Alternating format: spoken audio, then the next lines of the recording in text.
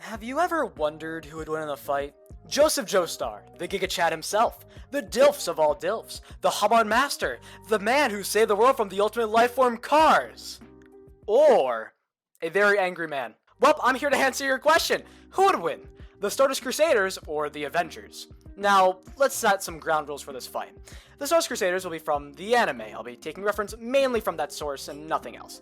The Avengers, though, will be from the comics. I would also like to mention that the Avengers that the Stardust Crusaders are fighting are Iron Man, the Hulk, Hawkeye, Captain America, Black Widow, and Thor. So, let's see what happens in this fight.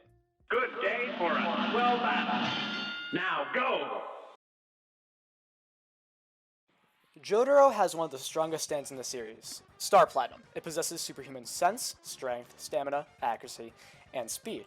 Like all other physically powerful or close-range stands, Star Platinum suffers from a very narrow range of activity, only really active between 2 to 3 meter radius from Jotaro. He can also stop time, use Star Finger to hit objects that are far away, and throw objects extremely accurately. Jotaro is also incredibly smart, so let's lowball his IQ to like 130 just for the memes. I mean, he's a marine biologist after all. He has to be pretty smart. He also doesn't let his enemies know what he's thinking. He has a really good poker face. So, I'm going to be honest, I think the hardest matchup for Jotaro here, just straight up, is Thor. Jotaro is a funny, punchy man. He punches things very hard. That's his entire thing. He just punches stuff. But I don't think he can really do anything to Thor. It's going to be incredibly hard for Star Platinum to even hit Thor since he can fly around, and he's also extremely durable. I mean, the guy is literally a god. Thor also has some pretty insane powers, usually using electricity or his hammer. It would overall be a very tough fight for Jotaro, but I think where Jotaro wins these fights is against people like Black Widow, even Captain America. I could see him doing really good against those two. Possibly even Hawkeye if he gets close enough to him. He could probably use Starfinger to try to get closer to him by trying to range him out, but I could see Hawkeye giving him a rough time. So, overall, that's kind of where I place Jotaro. I think he has the hardest time with Thor and Hulk, but everyone else, I think he has a 50-50 chance of winning easily. Kakyoin of Hierophant Green, though, might be the best chance of taking out Hawkeye. I mean, Hierophant Green with Emerald Splash is a very powerful move, considering that Kakyoin could even use the 20 meter radius Emerald Splash, and they can't see it since they aren't stand users. He could probably take out Hawkeye and Iron Man pretty well. I mean, Iron Man's pretty chaotic. He flies around, he's easily going to get hit by one of the strands of Hierophant Green, and he's just going to get lit up by the Emerald Splash. So, I overall really don't think Iron Man has a good chance of winning that fight. Though, I think Iron Man could do really good against some other characters we'll talk about later on. So right now, I would say that Jotaro is 50-50ing most characters, except for Thor and Hulk, and Kakyoin could probably handle characters like Black Widow, Iron Man, and Hawkeye. I think the problem for Kakyoin arises when he either fights Thor or the Hulk. I think Hulk is going to absolutely destroy Kakyoin. The Hulk is not even going to feel a Emerald Splash even hit him. He's just going to get more angry and more powerful over time. And I don't think Kakyoin's going to be able to calm this guy down. So I really see Kakyoin losing to the Hulk here easily. Even if it's Jotaro and Kakyoin both fighting the Hulk, I still see them losing. They can probably, and I mean very probably, get rid of people like Hawkeye, Black Widow, Iron Man. Just those two. But I think it really comes down to the Hulk being the biggest problem for both of them to deal with. Also, Thor is still hanging around, so that's also a problem. Next up, we have Polnareff. I think Polnareff will have a hard time with long-range combatants, such as Hawkeye, Thor, people like that, even Iron Man. Considering that the Iron Man's using his basic, normal suit, I still feel like he's a threat to Polnareff. Polnareff is going to be very good against Captain America. First of all, they're both hand-to-hand combat, very close-range stands. But the thing about Captain America is that, they can't see Silver Chariot. So, I'm going to be honest, I think Captain America loses to Polnareff extremely easy. A couple of jabs from Polnareff's rapier to Captain America is probably going to put him down a decent amount. Not to mention that if Polnareff takes off Chariot's armor, it becomes way faster, and it's undetectable.